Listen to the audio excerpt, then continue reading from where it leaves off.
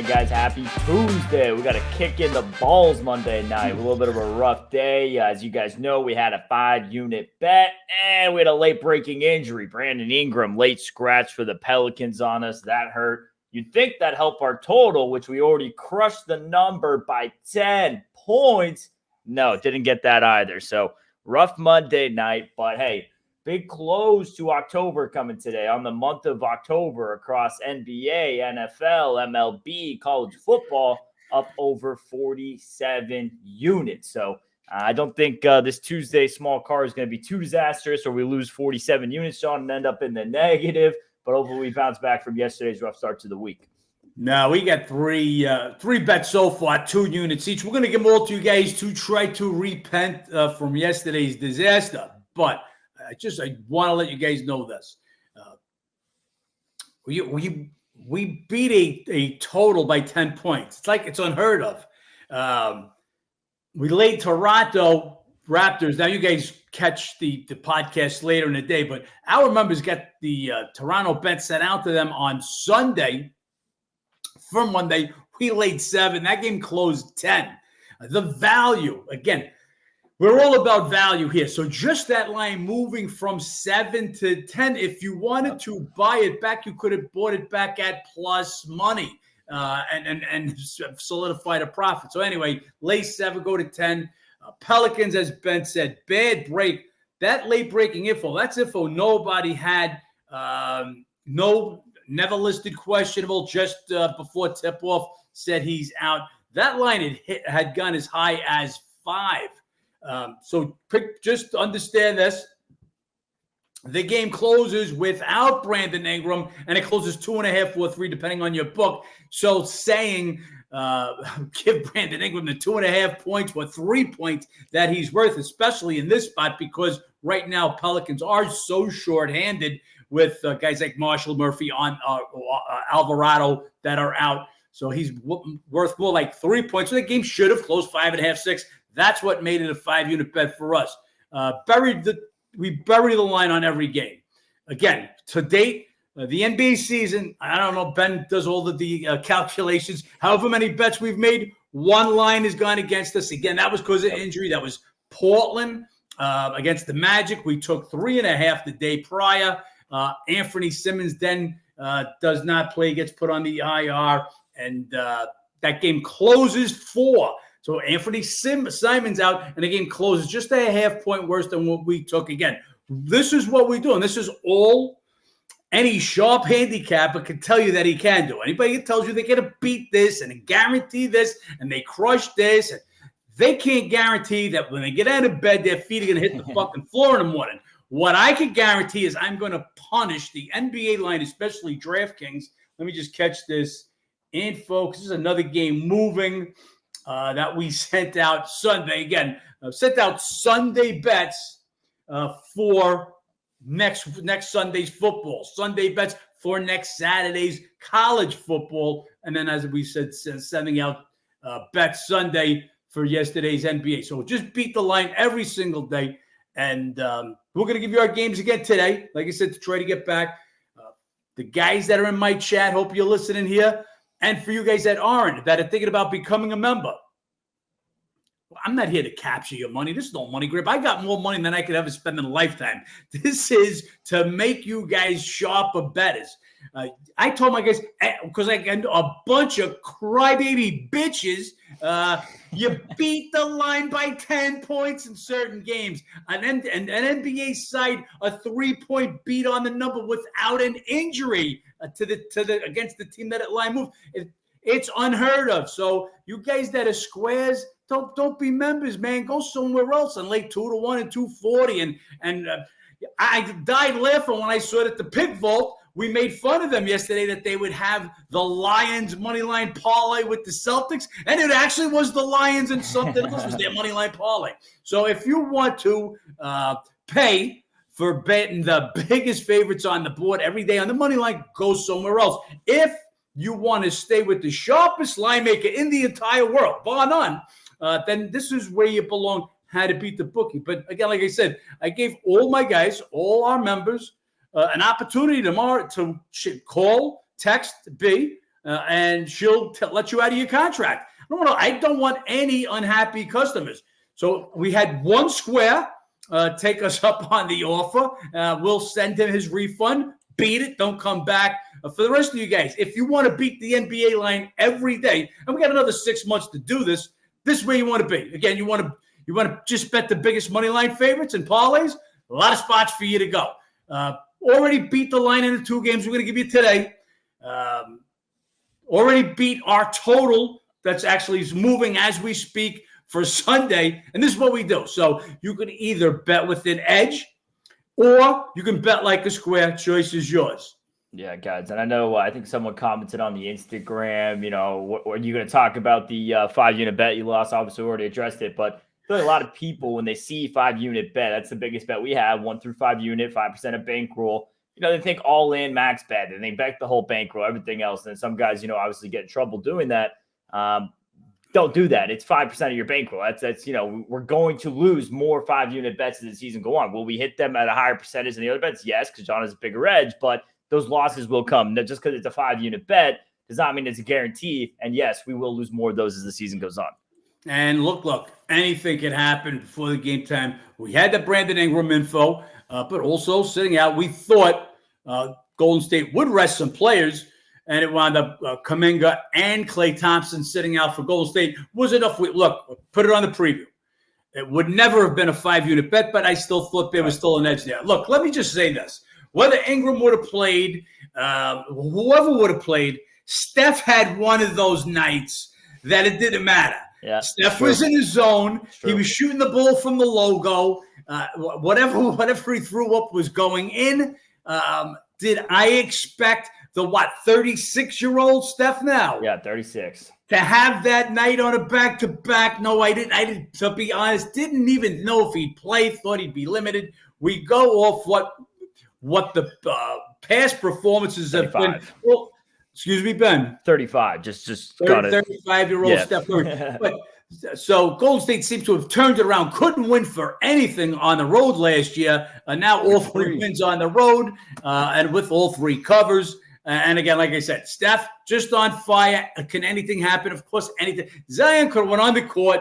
And the foot turns the foot in the first play in the first minute, and he's out of the game. And then that's how that game. So it's a 5-unit bet, and that means 5% of your bankroll. And so if you're betting 50% of your bankroll, you're an idiot. And no matter how much I help you, you're going to be a loser. Stick to the program. Sunday we had a bad day. We lost a bunch of totals, but they were 1-unit totals. We won our 3-unit football bet. That was the side on the Titans. Yep. But if you bet as much on the totals as you did on this side, you had an extra bad day. Stick to the units, guys. It's there for a reason.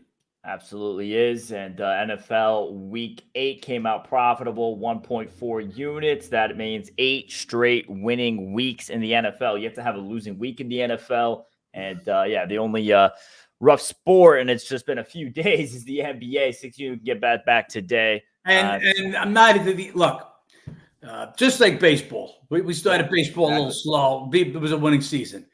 In NBA – it's a matter of how much we're going to win. You cannot beat the line. Mathematics, guys, forget about any knowledge of basketball. Forget about bad luck. Mathematics. To beat the line the way we do every day, you cannot lose more than the 52% necessary to be a profit. So that's all I can tell you. We're stuck a few units right now. Jump on. Hey, we may lose both NBA games again today. We'll pick up the pace. At the end of the year, you're going to be plus. Absolutely will. That's how it's been all season long. We got a few games getting it back today, like you mentioned, John. We can start diving into those. Let's actually talk a little bit about last night. We had Monday Night Football. We had World Series Game 3. Monday Night Football, Lions, that go get it done. A little bit sloppy at first. A lot of field goals early on. Raiders, my God, Jimmy Garoppolo, brutal. And today's the trade deadline. Would not be surprised to see Devontae Adams on the move the way things have been going their last few weeks, John. Just from hearing what Schefter is saying on ESPN, I thought maybe because of the contract or whatever, and what the asking price in, he's not going anywhere. They basically have to give him away. But yeah, Garoppolo just ugly, and that. Well, I don't know if you saw that last throw at the end of the game. I mean, I could have thrown that ball to Adams. He was that wide open. Just so, look, again, coming back off the injury again. It's the second time he's coming back. Guy was never the guy anyway. Just as Purdy is in San Fran, that's what he was there, a game manager. He's not going out to win you any games. Bad spot, bad team. Even Lions before did what they had to do, they didn't look fantastic either. The Lions, that game that pretty much gift wrapped for them. But Raiders, they're a done team. We'll see where they go from here. But Lions looked good. Today is the trade deadline. I don't know that Adams is going anywhere. We had a couple of moves. And we expect more. We'll see what happens. There's no sense of talking about the what can or what ifs. We'll go over it probably tomorrow to see if it helps any teams. Look, the one big what if is Kyler Murray at Arizona. Yeah. Minnesota had just started looking real good with Kirk Cousins. Kirk Cousins was having a monster year. Take away the turnovers, and he's playing as good as any quarterback in the league. And I'm talking 100%. Right up there with Tua and everybody else. Even a lot of the turnovers aren't even on him. A lot of fumbles by receivers as well. So, without a doubt. But so him getting taken away is Kyler Murray a possibility. What leads me to think Kyler Murray might be out. I didn't want to go into it, but we're here now. Arizona coach, the Cardinals coach, has come out and said Joshua Dobbs will not start this week, meaning the rookie or Murray will be the starter.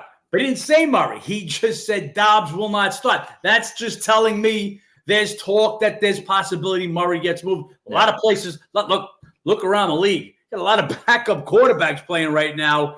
So Murray could be a fit somewhere. That's probably the biggest name out there right now. But like I said, we'll revisit that tomorrow. Yep, we will. And we can start with baseball before we get into these NBA. We had World Series Game 3 last night. Texas gets it done. This is now the longest win streak in the postseason for any road team. 9-0 on the road in the playoffs, which is just so impressive.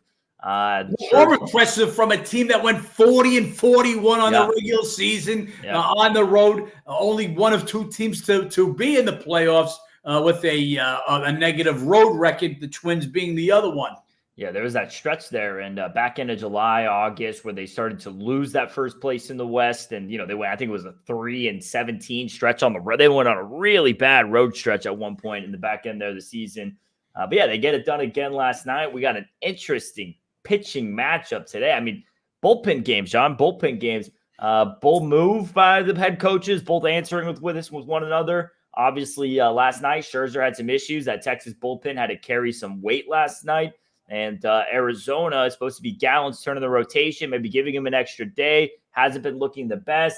And, are they moving away from that, entirely on the series? Is Gallen out of the playoff rotation? Has to start coming into question. But we got Heaney versus Mantiply tonight. And Garcia, we're got to wait to see what's going on with him. A little bit banged up here. Arizona, the do or die spot. Can they stop the Rangers' road win streak of 9 straight?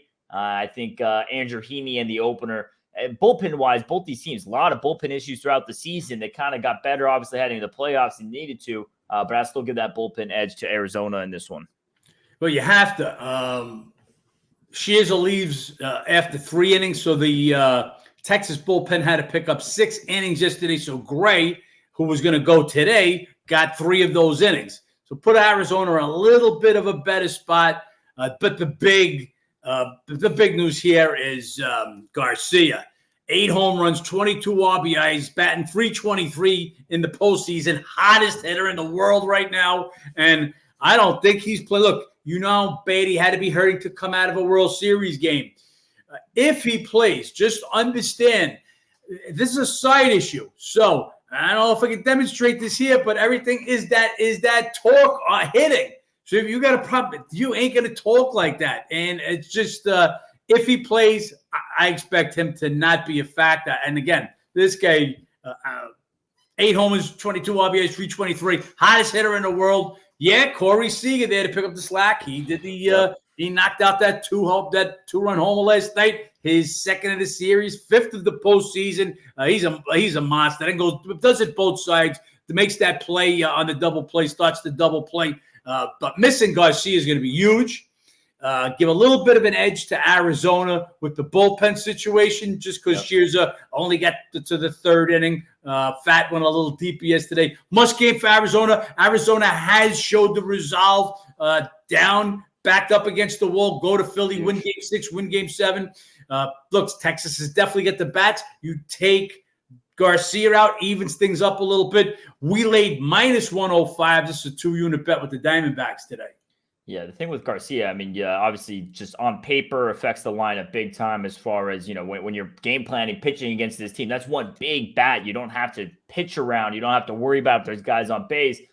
But mentally, I mean, for the rest of the team, the pressure's on Texas now. Who's going to step up? Who's going to be the guys replacing the production he's providing? So Texas, luckily, has been in control a lot of the series they've been in. Obviously, they had that issue where they lost 3 straight and they bounced back against Houston on the road. We'll see if mentally they can handle this loss here of Garcia. We'll see what ends up happening with him officially. And then we got a small NBA card going on tonight, John. First one is a playoff revenge matchup. Knicks at Cleveland. And then you have this Cleveland team still banged up. Mitchell, Garland, all of them did not play the other night. And Mitchell is only one who has not been ruled out so far tonight. So still going to be without Jerome, Allen, and Garland for the Cavs. Banged up team here. Then this Knicks team just not shooting so hot to start the season. Randall and Brunson in particular, they did go on this little trip here. They lost at New Orleans, very low-scoring game. In the playoffs, this was a very low-scoring matchup. Averaged 199.5 points per game the last 8 meetings. 2 of Knicks' 3 have gone under, but 2 of the Cavs' 3 have gone over. This would be under or nothing based on the trends, based on a banged-up Cleveland lineup. I will say you're missing Allen's defense, which makes them a lot more of an under-trending team, slows them down a bit. And then obviously the other pieces you're just missing a lot of ball players. Got to be a little bit of a lean to the under. And as much as there's playoff revenge, got to lean a bit to the Knicks with all the injuries. Yeah, and Knicks have just handled them there. They handled them there last year, winning 2 of 3 in the playoffs, split the 2 games during the regular season. Brunson and Randall just haven't found their stroke yet. I got Randall shooting at 27.7% through the first 3 games. Brunson a little better, 37.5.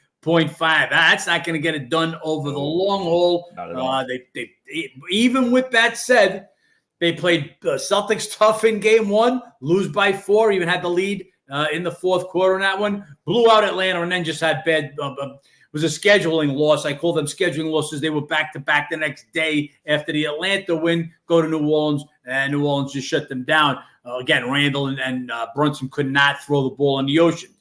Going to need to do that tonight. Cleveland, they've been in tough shape. Beat twice their last 2 games at home by OKC and Indy as they deal with these injuries. Jared Allen's been out since the start of the season. Garland's missed the last couple of games. Mitchell missed his last game. And as Ben said, Jerome, even the backup point guard. So if Mitchell's out again, no ball handler is going to be real tough to go against the Knicks, who seem to have their number. But that's what makes the Knicks favorite in this spot. Line sitting at 2.5. Total, you got to lean towards the Knicks. You got to lean towards the total. But is Mitchell in the lineup? With Mitchell in the lineup, I believe the line is right there at 2.5 Knicks. If he's not, the Knicks are a bigger favorite, and the under would get more of a lean. And we have the Spurs taking a trip on to Phoenix. First of the 2-game set. Spurs were just demolished by the Clippers. Team who owns them 123-83 in that last game. Meanwhile, Phoenix been playing without Booker and Beal, getting it done still to beat Utah by 22. And, Suns. Clippers own the Spurs. Well, guess what? So do the Suns. They've won 9 straight meetings. If you go back all 9, 5-4-1 against the spread, but they covered all 3 last season, winning by an average of 23 points. So blowout city last season, still a short-handed Phoenix team. Obviously, going to be kind of fun watching Wembanyama and Kevin Durant on the court together. Similar skill sets, freakishly tall. But yeah, Wemby's not quite there yet. Much better Phoenix team, as short-handed as they are. Spurs, a lot of inexperience here in this one. Worth a look at the Suns, John. Yeah, I'm on the Suns in this one. Wembanyama, this is just what I wrote in our preview, guys. Wembanyama looks like he's going to be a great player, but isn't yet. 15.7 points per game, 7.3 rebounds, 1.7 blocks, and 4.7 turnovers. per game. Not exactly a superstar. That being said, doesn't make the Spurs a much better team than they were last year, the team that the Phoenix Sun had been dominant over. Look, San Antonio's just has no defense. They had no defense last year. They were the only team in the NBA to allow opposition to shoot over 50% for the entire year. They're the same team that just got blitzed for $126 in the LA Clippers. So even without Booker and Beal, look, the Suns will be playing their third game now without both Booker and Beal. They fought the Lakers to a tough game, 195 loss on LA, and they come back home and blow out the Jazz, who had just taken care of the Clippers the night before, scoring 126. So I expect them to put up $120 and win by double digits tonight. Suns, we laid 6.5 yesterday. That's another 2-unit bet. Last game on the card, on a short card. We got a lot of news in this one. Magic at the Clippers. Hello, James Harden, PJ Tucker being traded to the Clippers late last night. And they gave up a lot of depth for it. We'll see how it pans out. They gave up Batum, Covington, Martin, and Morris. So a lot of wing depth. Obviously, they get back PJ Tucker, one of your better defensive wings. We'll see how this goes with James Harden, back with Russell Westbrook. This could very much so end up being back in the Houston days come playoff time where, PG-13 and Kawhi Leonard are out and it's Russ and James Harden again. So we'll see if that's what it ends up being. But yeah, news for today, very, very short-handed Clippers roster. Zubac and Powell both also questionable. Yes, Orlando won a back-to-back. They should have won that game last night against the Lakers. They were right there in it with the lead late. Let it slip through their fingers, missed some bad shots late. Tough loss there, hung in there with the 3.5. This is a Magic team playing some tough games. A Clippers team going to be very, very, very short-handed on this one. And they get the Lakers next, Sean. Very short-handed. So Zubac and Powell didn't practice yesterday. They're questionable. Again, so you trade Morris, Batum, Covington, KJ Martin. They're going to have an empty bench. Obviously, Harden and PJ Tucker not getting there today. So a real shorthanded Clipper squad. Even if Powell and Zubac are playing, they're just going to be a short bench. They've got the Lakers tomorrow. Magic are back-to-back, but Magic run a deep rotation. They're 10 deep. Everybody plays. 10 guys played 11 or more minutes last night. Obviously, there's no travel. You're staying in LA, so a big plus for them. Plus 7.5 points. That's what we took. That was the look. This was the easiest play of the day. As soon as I got up first thing this morning, we hear about the trade. The line is down to 7 points, and I see the sharps. We call this a phony. For you guys that are new to join us, a phony is when the sharps, the guys that move the lines, they push the line where they want it.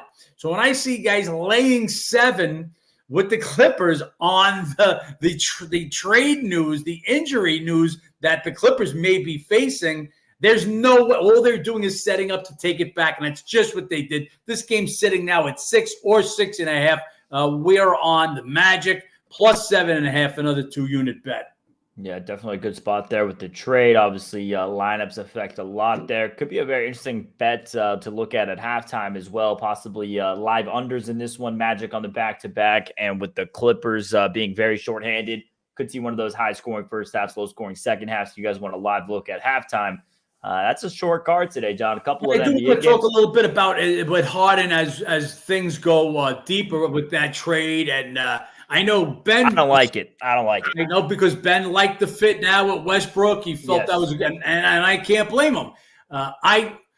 There are certain guys that have now become cancerous. Kyrie Irving's one 100%. Of them. I'm trying to find out, did Kyrie Irving, because he was another late scratch last night, does he not like where he is? Does he not like Luka being the superstar? Harden now has forced his way out of his last 3 stops. He's detriment. Now, look, PG and Kawhi like to have the ball in their hands too. They're giving that up to Westbrook. But there ain't that many balls to go around. I don't know who's going to do all the handling. So I don't know how this is going to fit. I don't think it works out for them. And again, I just think he's one of those guys right now that's a cancer. You don't want that in your clubhouse. So I don't know what this trade's going to do. The only thing is he's a good backup because you're counting on PG or Kawhi going down, and then at least you got somebody. Yeah. But we'll see how this works out. This is not the same James Harden that's going to give you 30-plus on a nightly basis. I don't think he's the same guy. I don't think we've seen that guy for a couple of years now. But we'll see how it goes. But for tonight's situation, all Magic in this one. I like the way the Magic have been playing. We talked about two patsies, their first two games, crushing the Rockets at home, beating the Trailblazers in Portland. They played a nice game yesterday. Probably should have won that game. But again, this is a young team that's growing and building off that experience. As I said, they're deep. They run a deep rotation. Clips shorthanded, got their eyes on probably the Lakers tomorrow, and Harden and PJ Tucker joining them, saying goodbye to some old friends. I saw actually Batum posted a picture just sitting on the sidelines on Twitter the other day with the guys, and the next minute he's fucking out of there. So tough business. There's personal guys. I know it's a business, but there's some personal stuff too. Tough spot for the Clippers to be in so shorthanded, and we took that one. So 3 bets today: Diamondbacks minus 105, Phoenix Suns minus 6.5, and Magic plus 7.5. They're all 2-unit bets. I liked all 3 of them. Let's see if we can close out October big. And guys, go to the website and you get all the updated information. Again, we update information right up until game time. You're going to want to know later today, is Mitchell in? Is Garcia going to be in the lineup? Yeah. These are the things that we're going to let you know right up to the moment. Yeah, as far as the Harden trade, I just one ball, like you said, I think either him or Westbrook has to buy into a 6-man identity, kind of what Golden State's doing with Chris Paul. Now that Draymond's back, they're making Chris Paul buy into that. He's going to run the second unit. They can get Harden on board with that. I could see it working better, but man, those 4 on the court together just sounds like a lot of nothing. Not that this means anything, but I will say if you go to ESPN right now and you look at the Clippers depth chart, they have Harden in as the starting point guard and Westbrook as the backup. Don't know if they have any knowledge that we don't. I haven't heard anything yet, but maybe that's something they assume. We'll see how it goes. Like I said. Yep, absolutely. And then that's pretty much it, guys. So, I think Ben gave the stats. It's been a great October. Helped out in large part by Ben's college. Ben has been absolutely on fire. And we got 3 college bets going so far for the weekend. Did we want to give them that one, Ben? Yeah, we could give them to that one. We won't even mention it. So anyone who actually stuck into the back end of this episode here, you guys are going to get the gift, John. It's Iowa State Cyclones going up this weekend. They get the biggest letdown spot of the year for Kansas. What was it, 18 in a row? Oklahoma had beat them. Kansas gets the upset win. And both the players and the students probably still hammered from partying Saturday night. And we'll see how they recover. But I just won the letdown.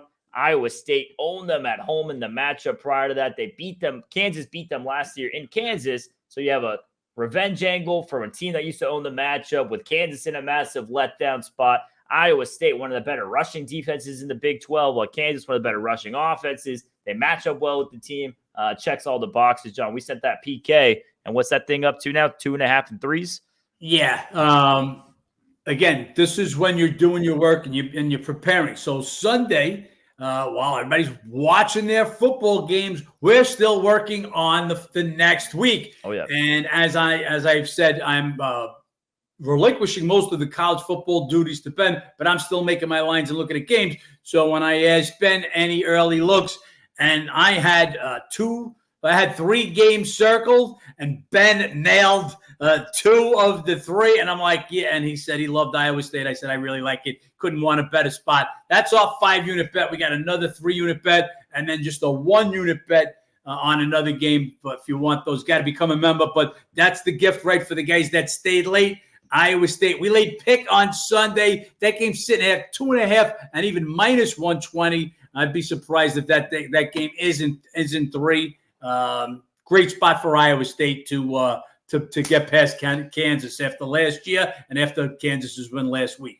Yeah, absolutely great spot. Last time we gave you guys a bet like this at the end of the episode, told you guys drop a wink in the comments. You guys, for those who did it, did that. So do that again. If you guys stayed along for this bet, drop a wink in the comments. Don't give it away in the chat or the comments for the guys who didn't stay through the whole way. Other than that, John, rough start to the week, but big month of October. Let's close it with a big night tonight, and let's make some money. Let's make some money.